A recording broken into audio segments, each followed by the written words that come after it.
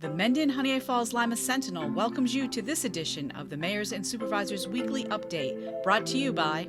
Each week, our community makes history. Each week, you make history. And each week, there's only one source to turn to for the first take on history. You know what that is? Subscribe to the Sentinel right now to discover the history being made in your own backyard. The Mendon-Honeoye Falls-Lima Sentinel. More than just your news, it's your history.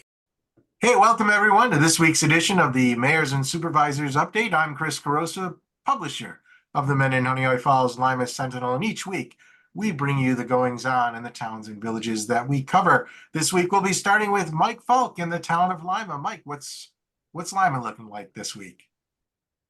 Well, hello, Chris and everybody. Thanks for having us again. We are recording this on Friday, and of course you're seeing it on Sunday, but it is Friday that I'm speaking to you, and I just spent the last 2 hours at Mark Tubbs Park with the sheriff's department because somebody broke into the dog shack over there at the ball field. If anyone has any information about the people who broke into the hot dog hut, please call the Livingston County Sheriff's Department at 911 so that we can make sure that they make some sort of restitution. At this past Tuesday's town board meeting, the town board, after a lengthy discussion, did vote to have Jason Molino from the Livingston County Water and Sewer Authority go ahead to work with Clark Patterson Lee, the town engineers, to put together some water district scenarios that are smaller than the one that was pitched last year.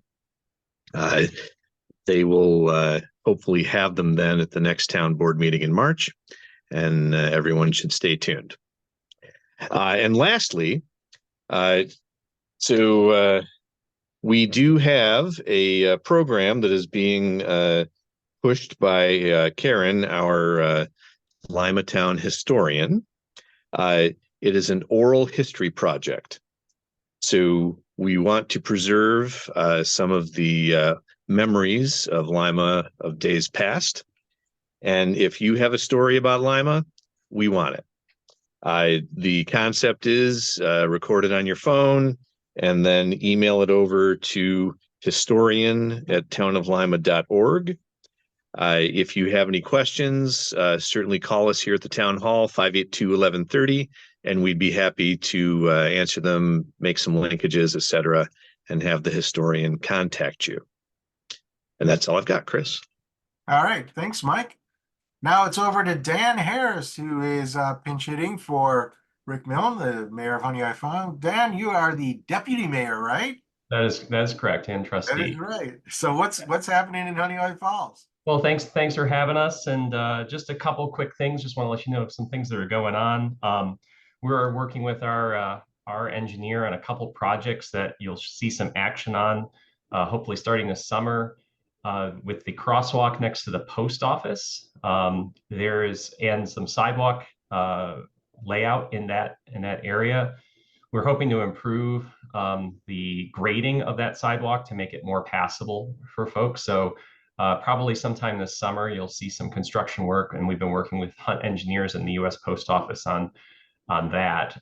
Looking forward to that update. And also really pretty significant upgrade to the wastewater treatment plant. I think that Rick has probably talked about that before.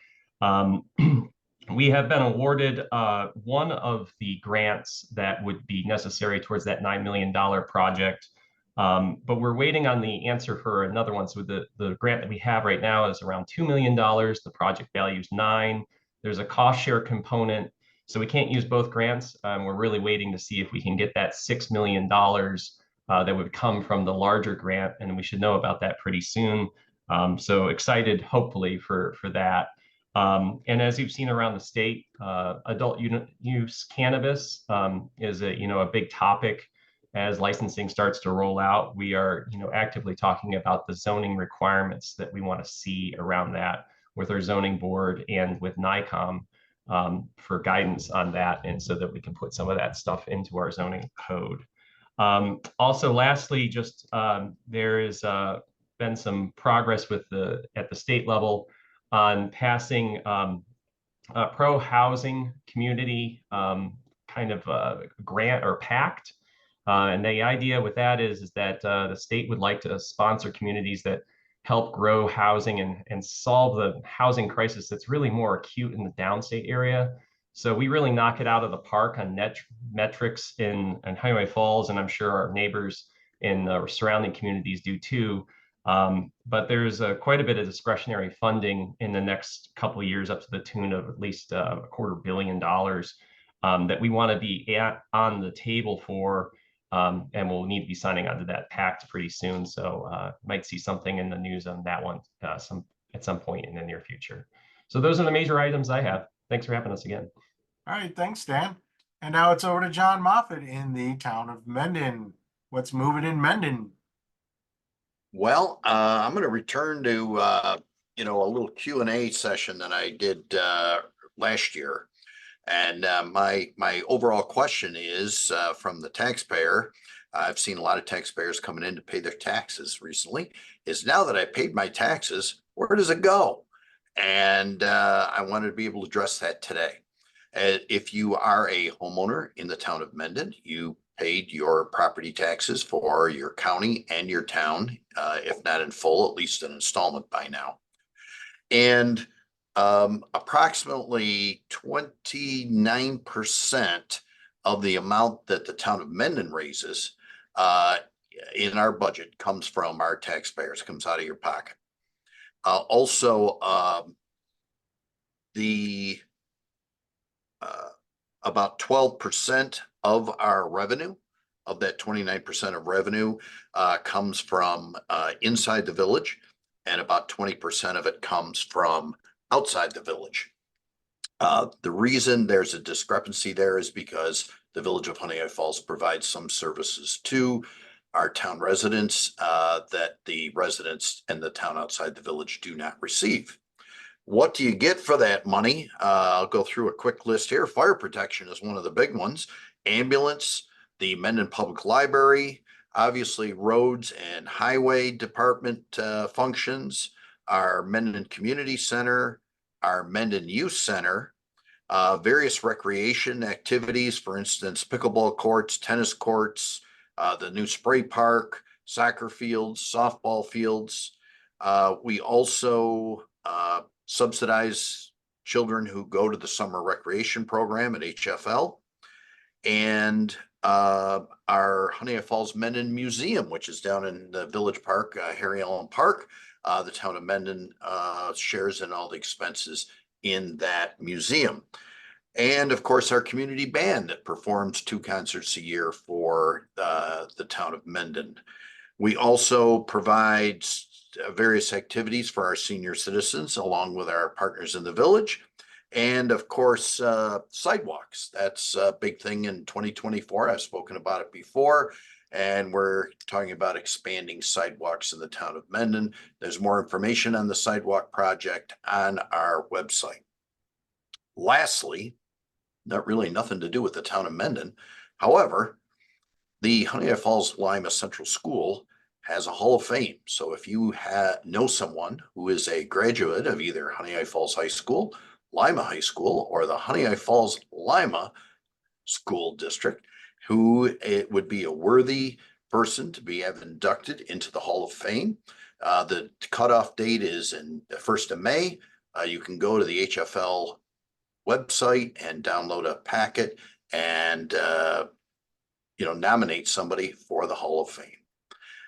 We're in February. It's a Friday. It is roughly 50 some degrees out. I'm sure there's something more in store for us, but I hope it's not in April and May. See you next week. All right. Thanks, John. And with that, anybody else have anything more to add?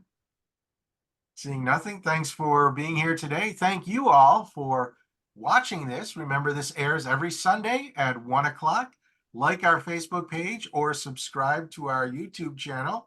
And when it is broadcast, you'll be notified by those platforms. If you prefer to read it, it appears in the following week's paper on Thursday, which, just in tune with what John is saying, you'll probably be shoveling snow when you read this in the paper next week. So that's all for, there we go. Thanks, Dan. That's all for this week. Bye-bye for now. We'll see you all next week. Hey.